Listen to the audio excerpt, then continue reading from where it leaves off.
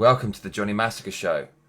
On this week's show, James Bond will always be male, but he might become black. In other news, Conor McGregor is fighting this weekend, and my opinion on why Star Wars needs a male lead. Welcome back, people, especially a big welcome to all my new subscribers who probably subscribed because of my Star Wars Rise of Skywalker rant.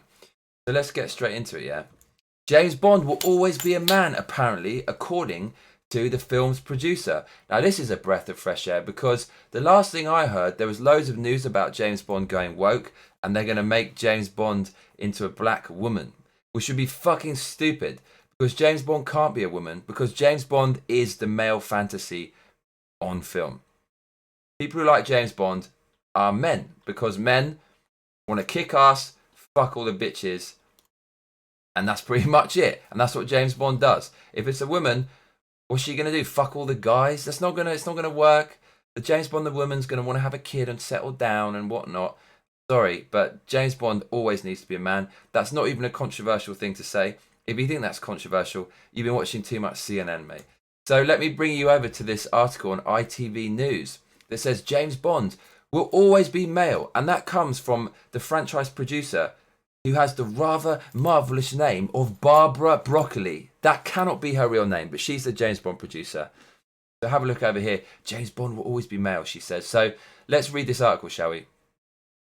The caption says the next James Bond film will be released later this year. The article says James Bond will always be male, one of the franchise's most senior producers has said. Barbara Broccoli... What the fuck? Who goes, mate, do you know what? This is amazing. This is fucking amazing. Because you know what I've fucking got? I've got fucking loads of broccoli right here. You can't even see it off the screen. Got to eat your greens, mate. Seriously. Fucking delicious. So anyways, yeah. Let's go back to what Barbara was saying. Fuck. I got so excited about the broccoli, I've lost track.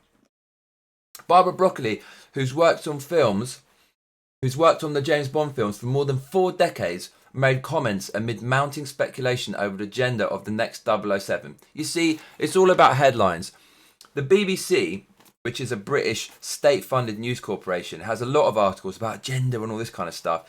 And they're basically kind of left-wing, but they're much more in the middle than a lot of other websites and news outlets that are just far to the left and far to the right. Even they have loads of articles about gender and sex because it gets clicks from the people who want to be do-gooders and say, I support women, but really don't give a fuck about women. They're going to click. And then you get people like me who click on it out of rage thinking, what the fuck's this?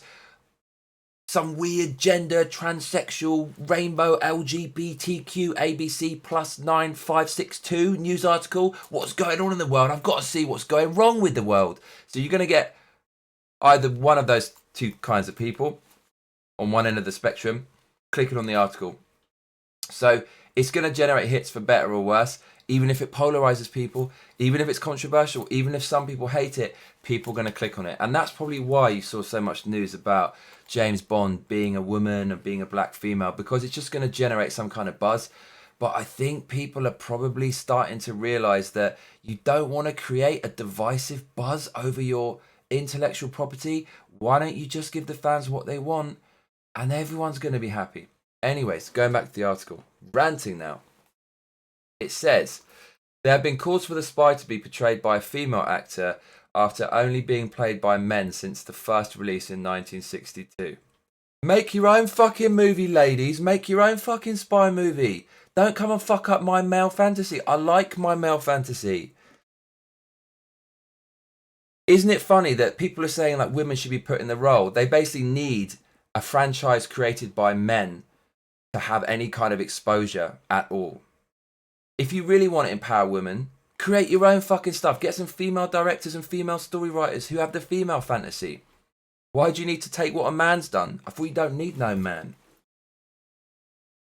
The article continues. Speaking to Variety magazine, BAFTA-winning director Broccoli said, he can be of any colour, but he is male. Yes, I agree.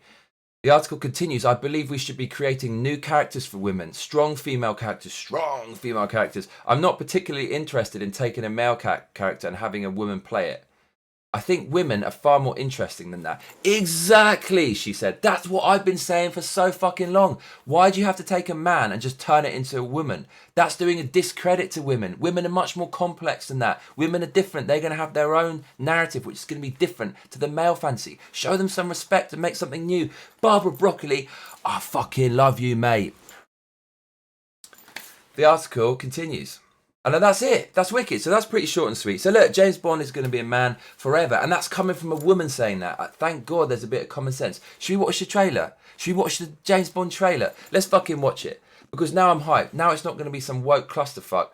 I'm kind of tempted to watch it. Why the fuck not? Why the fuck not, people? Okay. James, do your fucking thing, mate.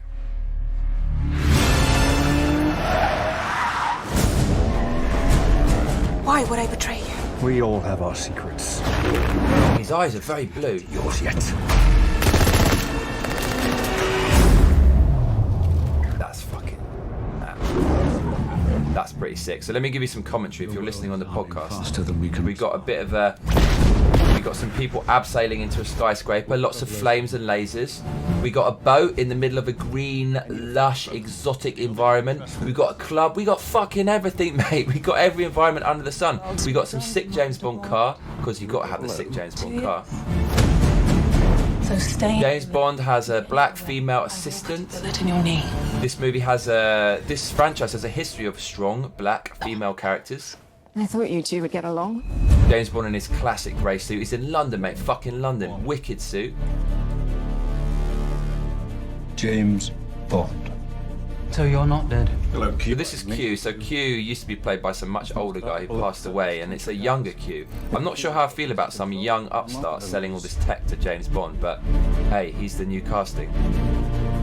Control. Got various love interests in this film, it seems. James. Oh, so this bad guy who was in the last one and probably the one before that, he's not fucking dead yet. How is this guy not dying? Our secret finds its way out. It'll be the death of you. So the bad guy from the last movie is in what seems to be a maximum security prison. It looks a bit like Arkham Asylum. We've got a snow scene. So we've got every different terrain and weather condition under the sun in this next James Bond. It looks fucking gorgeous. The colour editing is fucking beautiful. It's so rich. It's not overcooked. We don't have the teal and orange bullshit from most sci-fi movies. It's like a noir, and I'm a massive fan of noir films. Blade Runner being one of my favourite movies. And this has really, really gorgeous lighting. I think the accolade gorgeous lighting is a little bit overused in cinema these days, but honestly, this lighting is fucking gorgeous, and the colours, it just looks fucking amazing. This is actually some of the best cinematography I've ever fucking seen. Look at that blueness in the club. The classic James Bond cars in this. Aston Martin with 2 Gatling guns on the front. He's fucking shit up. He's got a bird on shotgun. And the James Bond theme music. Boom. Okay, come on, people. That looks sick. Now that it's not going to be woke, you've got my fucking money. You've got my ticket. You got me sold. So there you have it. James Bond is always going to be male. Thank God for that. In other news, Conor McGregor is going to be fighting this weekend. Conor McGregor is the Irish UFC megastar and one of my absolute heroes. He's extremely charismatic, a great entertainer. There's something magical about this guy. He set loads of records in the UFC. And we've got a wonderful narrative here because Conor McGregor's meteoric rise was shattered when he left the sport of UFC to fight in professional boxing. A guy with a 0 professional boxing record going up against arguably the best boxer of all time in Floyd Mayweather. Conor McGregor lost, although he fought kind of respectably, but he got his ass kicked. Then after that, on his return to the UFC, he got his ass kicked by the Dagestani monster Habib Nurmagomedov. And this is the great character arc. This is like Luke Skywalker, right? You start off, you're a bit wimpy, you're a bit small, and then you start to develop your skills. And then right as you think you're kicking ass, you get a bit cocky and you get your ass handed to you, like Vader handed Luke's ass back to him in The Empire Strikes Back. And that's what's happened to Conor McGregor. Had a taste of his own medicine, he's got beaten down, and now it's his chance at redemption. So I'm really, really looking forward to this fight. Let's just show you a little clip, because the interesting thing about this fight is that usually in his press conferences, he's doing ridiculous trash talk. He is fucking squaring up to the other fighter, throwing water bottles at them and roasting them. He's so good at roasting people. I can't lie, I'm a bit disappointed that he's not roasting this guy. But the interesting point is, he's actually quite amicable with this fighter. I don't think I've ever seen this before. Conor McGregor and another fighter, and they're not. Conor McGregor isn't going at them and trying to shame them and embarrass them and roast them on a stage. So this is quite interesting to see Conor McGregor kind of being friendly towards his opponent.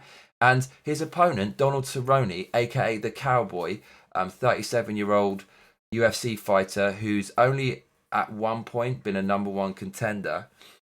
And other than that, he's remained in the top 5 in UFC for a long time. He's got the record for most wins, the most head kick knockouts and whatnot. This guy, he's a bit eccentric as well. And he's wearing a cowboy hat, and he's basically completely covered in darkness. He looks like a Sith. He looks like a Star Wars Sith.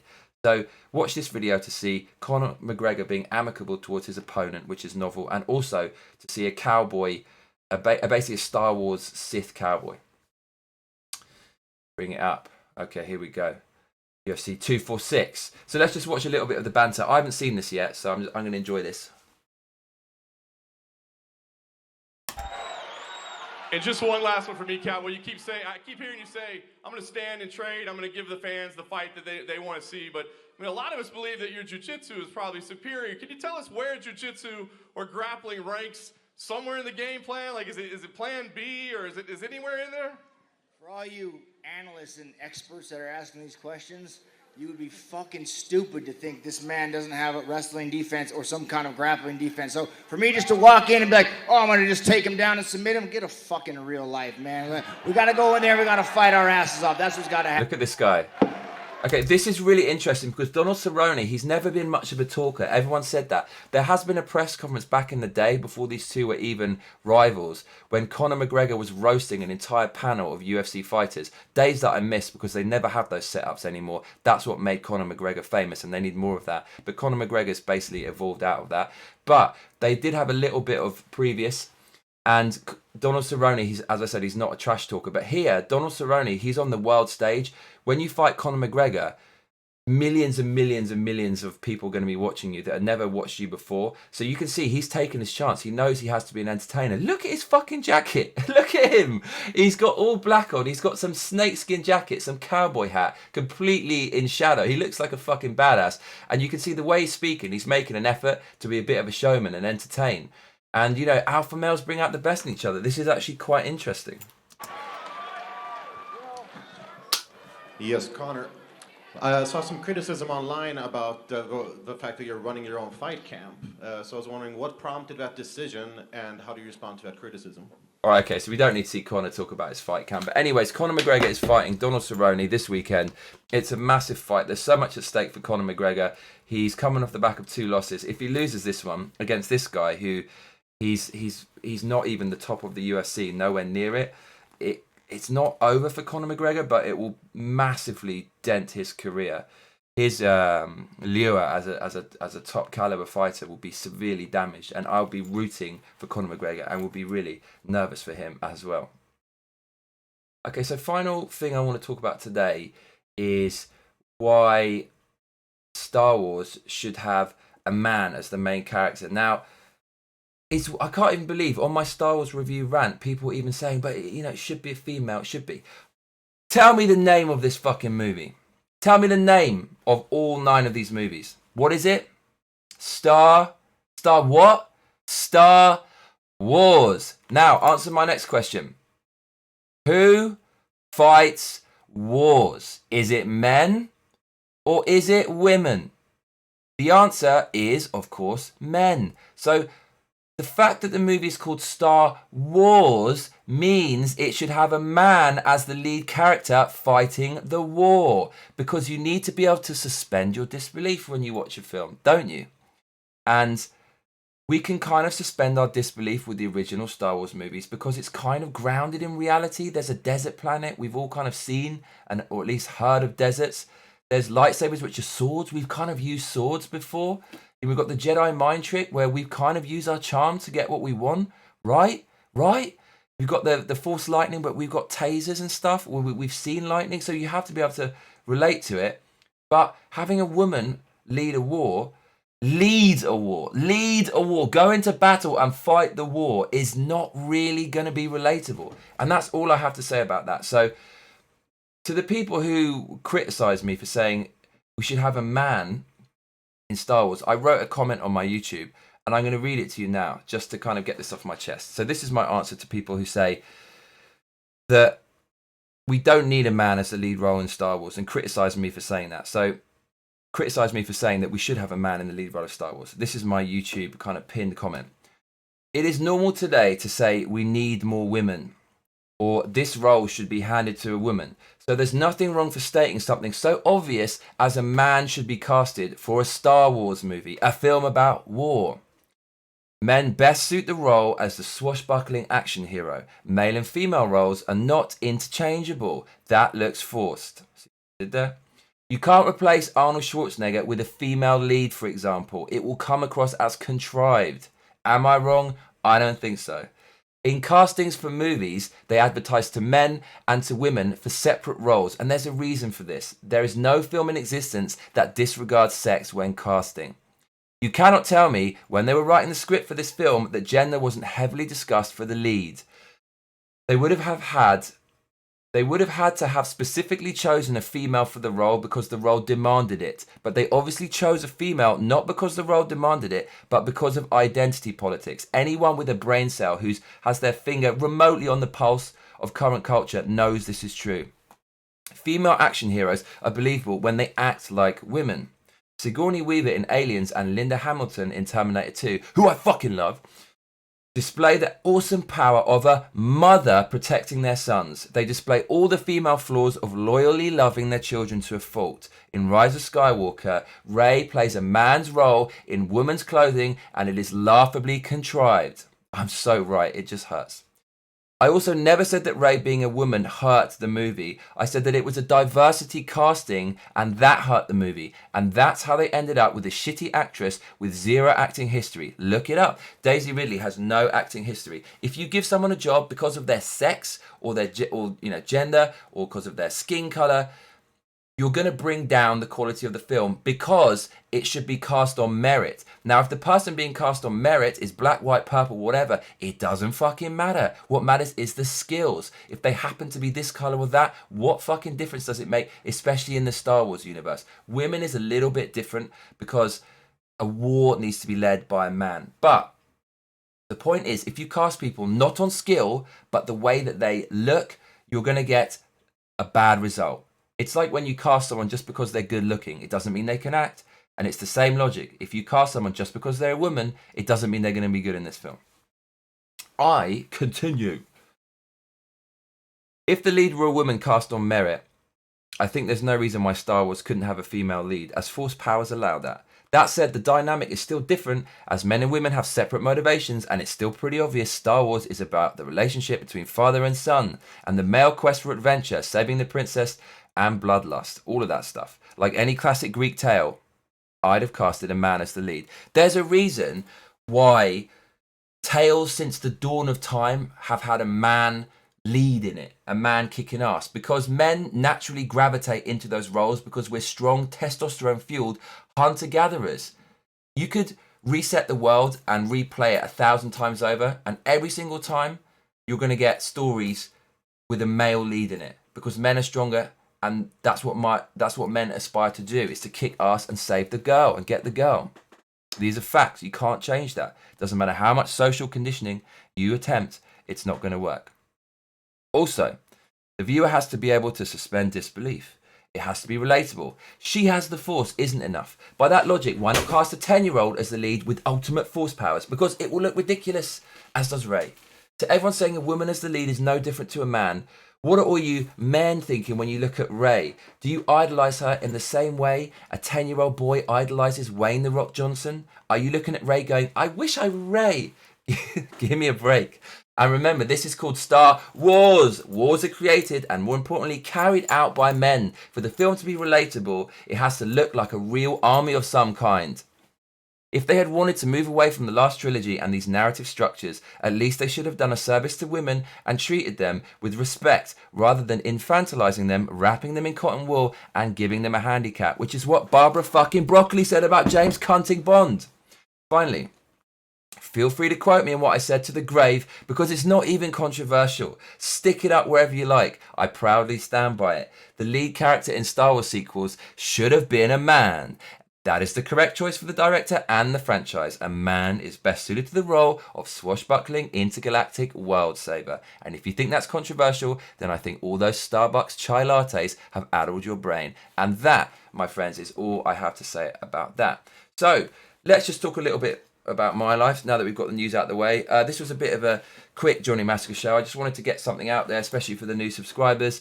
And there seems to be loads of news going on. There's a lot of political stuff. There's a lot of stuff going on with Iran and like Trump getting impeached and this, that, and the third. But I really can't be fucking arsed with all that shit. There's been some kind of video game news. There seems to be little trickles of PlayStation 5 news coming out. There was some news about a Lord of the Rings Gollum video game for next generation consoles exclusively and PC, which apparently is coming out in 2021. I have to be honest, I'm not sure why there's so much Lord of the Ring news. There's other Lord of the Ring stuff, MMORPGs and stuff coming out. Obviously, they're looking to monetize that, and I've been hearing about some Lord of the Rings TV franchise where there's a deal in place that says they specifically can't change any of the original characters, which might save it from the wokeness, but I'm not going to hold my breath. But it does seem like there's quite a lot of shit going on. I will try to get a bit more in depth next time, make it a bit more researched. So, yeah. And what else do I want to talk about today? Well, it's a bit late for Christmas, right? But I saw a movie at Christmas that I just want to talk to you about. If you haven't seen it, I would recommend to watch it now. It's called Wonderful Life, or is it It's a Wonderful Life? I'm pretty sure It's a Wonderful Life. I looked on the top 100 Christmas movies of all time, and It's a Wonderful Life kept coming up as number one. And I watched it, and it kind of blew me away. It's a very, very interesting film. It has the happiest ending I've ever fucking seen. The ending reminds me of a video game when you're chaining combos together and you're just chaining more and more combos and getting more and more exponential points and high score. It's the happiest ending ever. So I wrote down what happens at the end of Wonderful Life. So spoiler alert, motherfuckers. So there's an orgy of happiness at the end. It's like wave upon wave of ecstasy. I've never seen such a happy ending in my life. So number one, basically the story of this film is this guy approaching Christmas has a really, really fucked up downward spiral, and he basically ends up losing his business, and he's a bank manager. He's the manager of the only kind of independent bank in town, and he spends the whole movie trying to fight this old cunt who's trying to take over his business. There's loads of plot holes in this movie, by the way. And he's really nice to everyone. He's a man of good moral fiber, and he does a lot of favors. And in the end, it almost seems like it's all for nothing. And he basically goes in this downward spiral, and he's thinking about committing suicide. And this ghost, this is established at the beginning, a ghost is sent down to try to help this guy see the light. And the ghost's motivation, he's an angel. He's supposed to do this in order to get his wings. And so the ghost comes down when the main character's about to commit suicide and shows him a world where he never existed, what it would have been like. And that is absolutely terrifying. It's really, really clever as well. It's like a panic attack on film. And it's pure existential crisis. I mean, imagine you woke up one day and none of your friends knew who you were. Literally imagine that happened. They had no idea who you were. If you have a girlfriend, she's never seen you before. You've never existed. You've never made your mark. You've never done anything. And all these people who you've loved are just reacting to you with kind of fear and disgust. That would be the most terrifying thing ever. And this movie does it. And it's the first movie, I think. It must be one of the first big movies, if not the first big movie ever, where they tell a story and then they go back into the story and show you. But the lead character, when they go back in time, so to speak, or go back into the story, he's not a part of it anymore, and he's reacting to it as if he's basically been ripped out of his own existence. The other film that did this was Back to the Future, where especially Back to the Future 2, where he actually goes, well, all of the Back to the Future movies, he goes back in time, Marty McFly, the protagonist, and he sees things that he knows, and they're all kind of different, and he's reacting to it with absolute fear. And this is the first movie to do that, basically. It's a Wonderful Life. It also made me realize Back to the Future 2 is a complete copy of It's a Wonderful Life. So there's a scene where he goes back into town in It's a Wonderful Life, and it's been taken over by a big corporation, and there's kind of gambling and bright lights everywhere, and it's really seedy and sleazy. That's exactly what happens in Back to the Future 2. There's a scene in Back to the Future 2 where Marty goes back and he finds the gravestone of his father. And in It's a Wonderful Life, there's an identical scene where he goes into a cemetery and he finds the gravestone of one of the people that he loves. And, that for me, Back to the Future being one of my favourite movies, it was really worthwhile seeing It's a Wonderful Life. And then so, because of this horrible downward spiral, the ending, the happy ending, is even more powerful. So, at the end, his life is still fucked up, but because he's seen the nightmare, the existential nightmare of not existing, and how awful it would be if he hadn't stuck to his guns and helped out all these people and made himself go bankrupt, he suddenly appreciates his life. And this is such a fucking deep movie, because as far as I'm concerned, this is the key to satisfaction and leading a fulfilling life. It is how you look at it. Because people who are sad or not content with life, most of the time, it's all up here. It's all in your head. It depends how you view it, whether you're a glass half full type person or whether you're a glass half empty type person. And quite often, I think it's the case, most of the time, the people that you meet who are really content and really satisfied are people who have had something awful happen to them, who hit rock bottom. Like one of the closest people to me in my life, they nearly died from alcoholism. And when that happened, they realized they couldn't drink anymore and they stopped. And when they recovered, they were so fucking happy to be alive. Every day was fucking wine and roses. And that's what it's all about. It's about how you view things.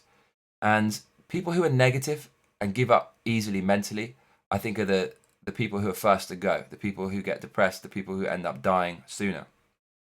Point as evidenced by Viktor E. Frankl in a very influential book about the Holocaust called Man's Search for Meaning. And the people who have had something bad happen to them are able to look at life in a different way and appreciate things, because they've nearly lost everything.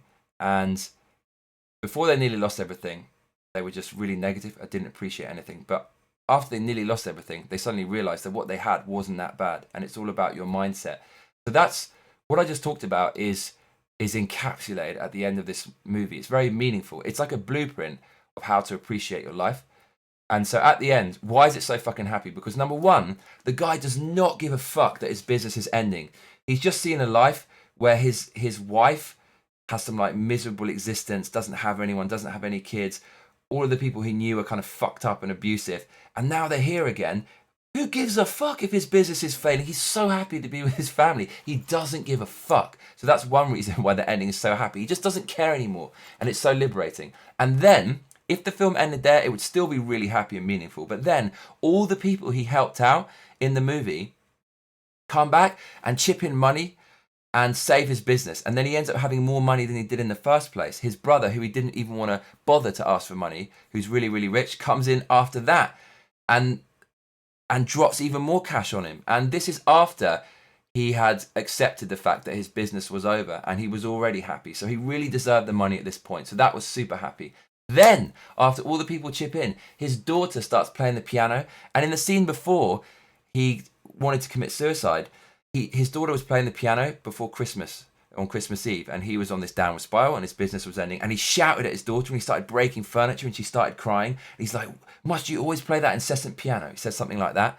This little kid starts crying. And then it's like, triple word score, motherfucker. Now my daughter's playing the piano and she's happy again. It's just too happy. And another reason it's so happy, he becomes the richest man in town. After everyone donates the money for all the good things he's done, he becomes the richest man in town. And as I said, his brother comes back. All of these things happen at the same time at the end. It's literally the meaning of life in It's a Wonderful Life.